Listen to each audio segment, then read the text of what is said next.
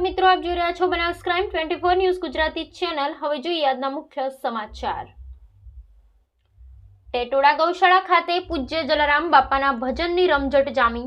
ટેટોડા રાજારામ ગૌશાળા ખાતે અંદાજે 5 કરોડના ખર્ચે જલિયાણ ગૌ હોસ્પિટલ નિર્માણ પામી રહી છે, ત્યારે તેની કામગીરી પૂરા જોશમાં ચાલુ છે।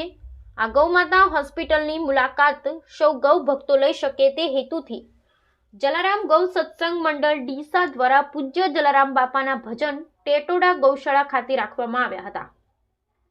આ શુભ અવસર ડીસા, દિયોદર, ધાનેરા, રાધનપુર, પાલનપુર, ટેટોડા, ઝેરડા સહિત વિવિધ સ્થળોએથી હરિભક્તો ખાસ ઉપસ્થિત રહેતા જલારામ બાપાના ભજનની રમઝટ જામી હતી।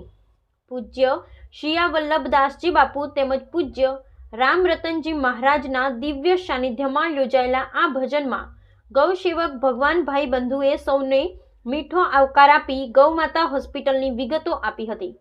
જલારામ ગૌ સત્સંગ મંડળ ડીસા દ્વારા ગૌમાતા હોસ્પિટલ હેતુ રૂપિયા 7,51,000, જ્યારે દિયોદર જલારામ સત્સંગ મંડળ દ્વારા રૂપિયા 1,54,551 તેમજ ધાનેરા જલારામ ગૌ સત્સંગ મંડળ દ્વારા રૂપિયા 21,000 અર્પણ કરવામાં આવ્યા હતા। આ અવસરે અંદાજે રૂપિયા 60,000 જેવી ગૌ સેવા હરિભક્તોના સહકારથી એકત્ર થઈ હતી। સૌ માટે ગૌવ્રતી ભોજન પ્રસાદની ઉત્તમ વ્યવસ્થા કરવામાં આવી હતી। સમગ્ર કાર્યક્રમનું યુટ્યુબ જીવંત પ્રસારણ લોહાણા ન્યૂઝના આનંદભાઈ પી ઠક્કર દ્વારા કરવામાં આવ્યું હતું।